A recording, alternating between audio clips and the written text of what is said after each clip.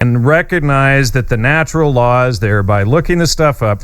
We're not leading you into Christianity or to tell you to follow some religion. We're not telling you what to think. I get so tired of trying to explain this stuff ad infinitum. It's just like, wow, it makes me want to beat my head on a brick wall. I'm afraid of the church at this point. Now that I'm releasing this thing, I'm just destroying it. I'm utterly destroying it without any question. So no, I don't want you to follow any religion. No, not what. That's the thing. Like I said, everybody's looking for that pot of gold, some remedy, some restitution, some. The blacks want to be paid for their forefathers being slaves. The Mexicans want to be paid because this used to be their land. The Indians want to be paid because this used to be their land, right?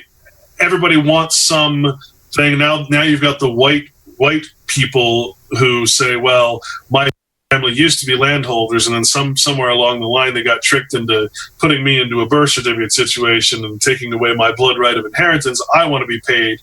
Right now everybody's in on the dang, I can't think of that word, restitution, or everybody wants to be paid off for their trouble.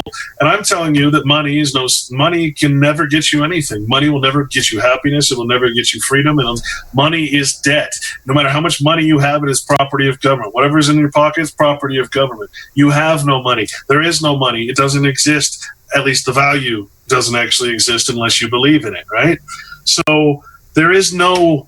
All I'm telling you is that if you want to get out of this system and you want to have immunity, if you will, from this system of law, the only thing that this system of legal law recognizes is the follower of Christ.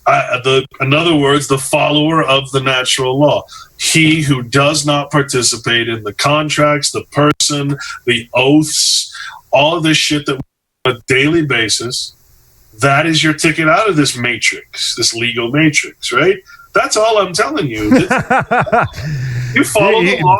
You're saying there's the door out of Plato's cave here. That's all you're saying, Here's how you can see beyond the shadows. That's all you're saying. It's so convoluted and complicated that when you hear words like, if I were to say, you need to be born again, scholarly, when I say that in a scholarly way, because I know what it actually means, I mean, it's a beautiful concept, but to most people, including myself a couple of years ago, I'd have been like, oh, God, I hate that.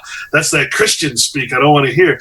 No, all that means is to go back to what you originally were born as, right? If you're pure blood, you haven't taken a name, a number, a mark, a sign. You have no identity that's recognizable. Your PhD, etc.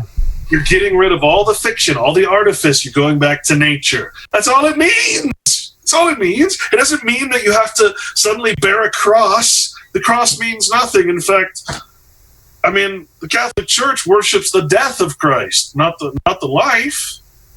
Right? I mean, they got right.